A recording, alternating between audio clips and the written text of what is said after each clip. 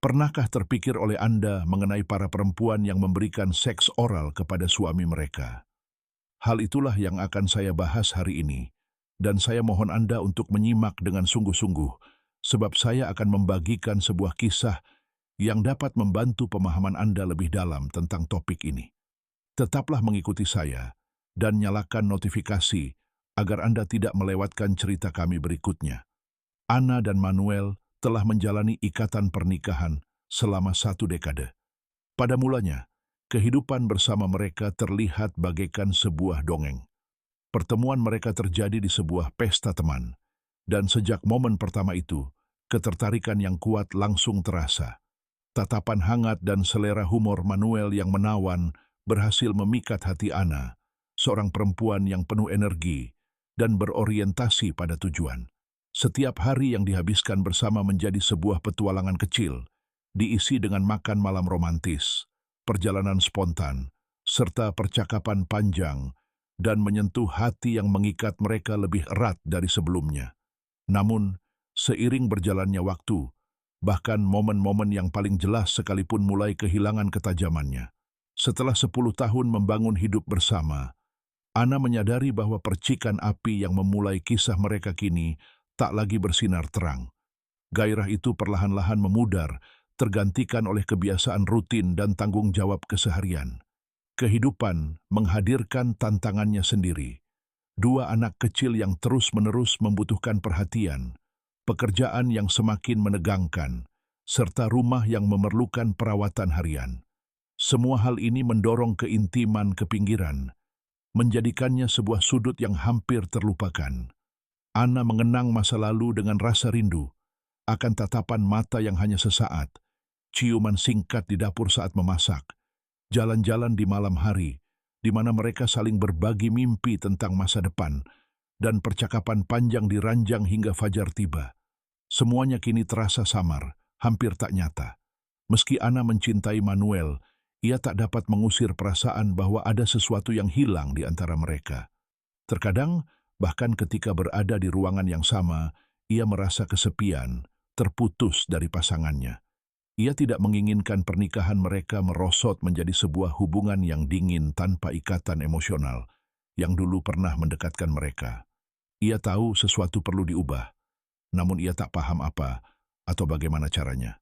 Pada suatu sore, sambil memperhatikan anak-anaknya bermain di taman dan duduk di sebuah bangku, ia mulai mempertimbangkan dengan serius hal apa yang dapat ia ubah. Anna memutuskan untuk tidak menunggu segala sesuatu membaik dengan sendirinya. Malam itu, saat menjelajahi internet, ia menemukan sebuah buku yang menarik perhatiannya. The Art of Reconnection, How to Rekindle the Passion in Your Marriage. Tanpa pikir panjang, ia mengunduhnya dan mulai membacanya.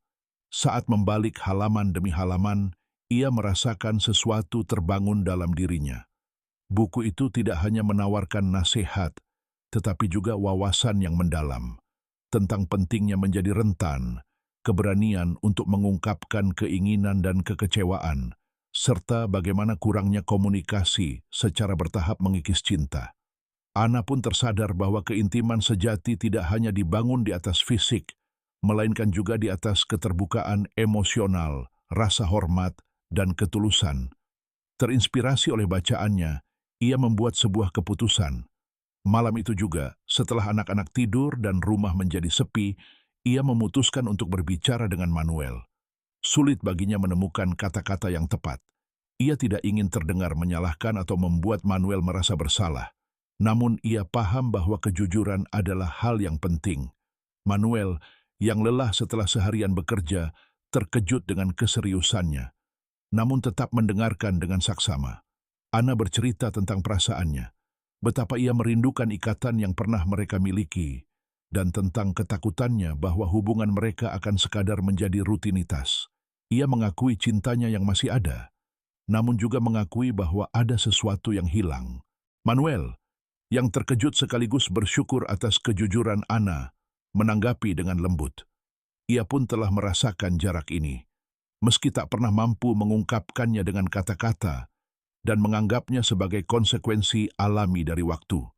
Mendengar Anna berbicara dengan begitu tulus, Ia menyadari bahwa mereka berdua telah membiarkan rutinitas menjauhkan mereka.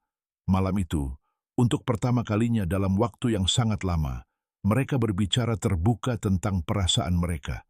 Mereka memutuskan untuk tidak ingin terus seperti ini. Langkah pertama adalah merencanakan sebuah perjalanan di akhir pekan, sesuatu yang belum pernah mereka lakukan sejak memiliki anak. Dengan meninggalkan anak-anak bersama kakek nenek, mereka mendedikasikan waktu khusus hanya untuk satu sama lain. Akhir pekan itu dipenuhi dengan tawa, percakapan panjang, dan penemuan-penemuan baru. Mereka saling berbagi hasrat, fantasi dan rahasia yang telah disimpan selama bertahun-tahun. Pada suatu malam, di tengah makan malam yang diterangi cahaya lilin, Ana bertanya kepada Manuel apa yang sebenarnya ia inginkan dari keintiman mereka.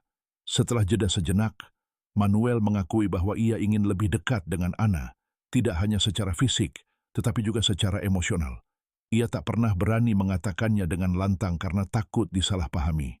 Dengan senyum lembut, Ana meyakinkannya bahwa ia terbuka untuk menemukan hal-hal baru bersama, selama mereka berdua merasa nyaman dan saling memperhatikan.